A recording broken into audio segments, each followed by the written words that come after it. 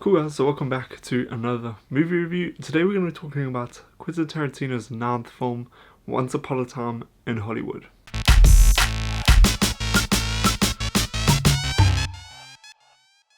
So from the get-go, there's a lot of expectations for this movie, there's a lot of excitement, and there's a lot of pressure, I guess, for this film to reach the expectations that a lot of people have for it.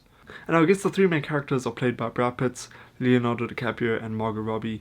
Margot Robbie plays Sharon Tate, Leonardo DiCaprio plays Rick Dalton, and Brad Pitt plays Cliff Booth. Brad Pitt and Leonardo DiCaprio's characters are close friends in the movie, and Leonardo DiCaprio's character is sort of like an actor who is sort of past his prime now, and now he's sort of in that sort of slow decline, and he's starting to think he's not as relevant as he used to be. Sharon Tate is based off the real life person Sharon Tate, and in the movie she is a pretty new actress in Hollywood, and she is sort of starting off her career in Hollywood. So it's a very interesting premise to start the movie off of. The one thing I definitely do admire about Quentin Tarantino is how he doesn't really follow the mold of how to make a movie. He doesn't really follow the structure. And what I mean by that is there are obviously three acts in the movie, but he doesn't. It feels like it flows a bit differently. It feels like it flows at Quentin Tarantino's pace. He doesn't feel like he's restricted by any sort of Hollywood regime. This movie is definitely a love letter to 1960s Hollywood filmmaking. There are lots of references, lots of Easter eggs in this movie to cinema of that time. I can't believe I'm about to do this, but it kind of felt like how Marvel movies sort of pay tribute, and they have Easter eggs and stuff like that to comic books and their past movies and their future movies. I kind of felt like this movie was sort of doing that same sort of thing, but with Hollywood cinema of that time. So there was a lot of Easter eggs to films of that time, to actors, to producers, to directors. This movie definitely felt like it was made in that era as well. It's obviously shot on film because of Quentin Tarantino. He loves film.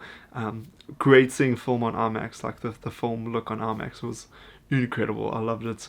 It was really, really cool.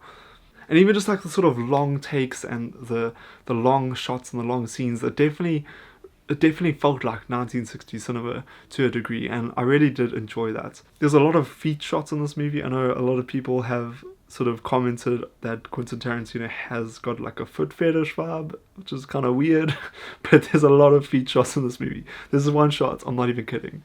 I got socks on, so don't worry.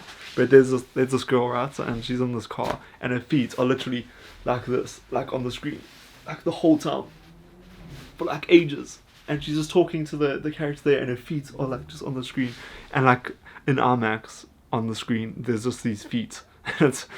It's really funny, but I know like people who hate feet are probably gonna hate scenes of this movie. It was just funny, and it didn't really bother me. But I know some people are just a bit weirded out by Quentin Tarantino's like foot fetish vibe. And then another thing this movie has a connection to are the Manson murders.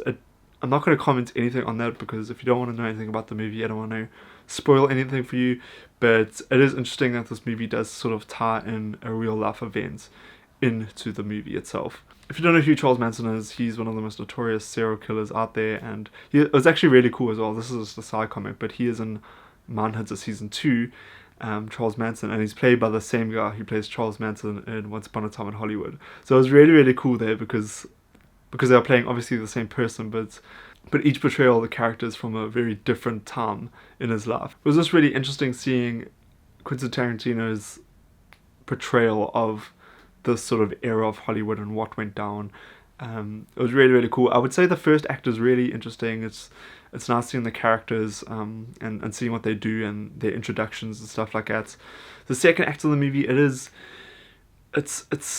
it feels like a bit of a drag at times. It's a very slow burn at times. There's some really good tension-filled moments in the second act, but I would say it is a lot more slow-paced and slower than the rest of the movie, which isn't a bad thing. It's just slower, and it takes time for stuff to progress. And then the third act of the movie is just, all I'm going to say is it's just like Quentin Tarantino, like he just does his thing, and it's a lot of fun. It's good. And then another thing I just wanted to say about this movie is that there are a lot of actors and actresses who are in this movie. I don't know if you know who is in the movie. I'm not going to comment on who they are in case you are disappointed that they don't get that much screen time. But there are a lot of actors and actresses in this movie who I was really excited to see before going in, and then they have like maybe a minute or two of screen time, and then they're not in the rest of the movie, which is a little disappointing because I was really excited to see them in the movie. But I'm just nitpicking here because that's not really a big deal, and that's not really a criticism on the movie, I guess. I was just my own expectations that weren't sort of leveled or leveled out, you know. So that was a little thing I didn't enjoy that much. Brad Pitt and Leonardo DiCaprio absolutely smash it in this movie. They smash it so good. Leonardo DiCaprio, there's a scene, you've seen it in the trailers if you watch the trailers, and I won't spoil anything, I promise. But obviously because he's an actor, he's busy acting in the scene.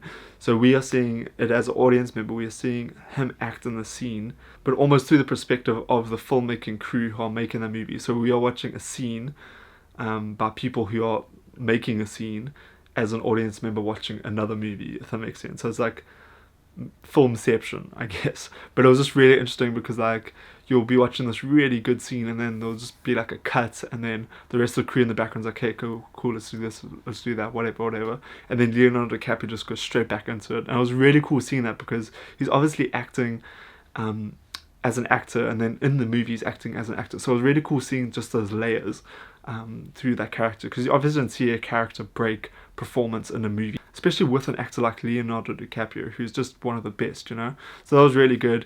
I will be honest, Margot Robbie's character in the movie was very disappointing for me, and I know it's going to upset a lot of people. I don't know if this was because Quentin Tarantino didn't really feel the need for her character as much as the other two characters, Brad Pitt and Leonardo DiCaprio, Rick Dalton and Cliff Booth in the movie. But for me personally, it just felt like her character was incredibly underused. Now, I have been thinking about this a lot, and possibly Quentin Tarantino was trying to sort of protect the image of Sharon Tate, and he didn't really want to do too many things to the character in the movie because he didn't want to offend anyone who has close ties to Sharon Tate in real life.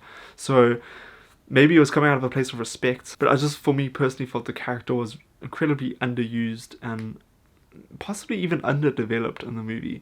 Margot Robbie definitely does a brilliant job, but it doesn't feel like the character really goes anywhere that much.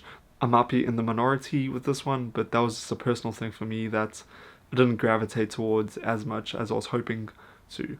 So besides the whole movie and the story not being as concise, I guess, as it could have been, and Sharon Tate's character in the movie, I would say this movie was really enjoyable. It's definitely not my favorite Quentin Tarantino movie. It's a bit of a slow burn at times, but it is really entertaining. And if you are fond of Quentin Tarantino, I think you will really enjoy this movie. It was a lot of fun. It was great seeing a movie of this era being done so well. And every performance in this movie, even Margot Robbie's, who I felt like obviously shouldn't have that much to do in the movie, but her performance was really good as well, and everyone else was really good. Even the supporting actors and actresses who are there just for a couple moments were really solid performances. And this movie really was a good time. There's a lot of jokes in it. There's some really funny jokes in the movie. And I had a really good time watching it. Guys, if you have seen Once Upon a Time in Hollywood, let me know in the comments down below what your honest opinions of the movie were.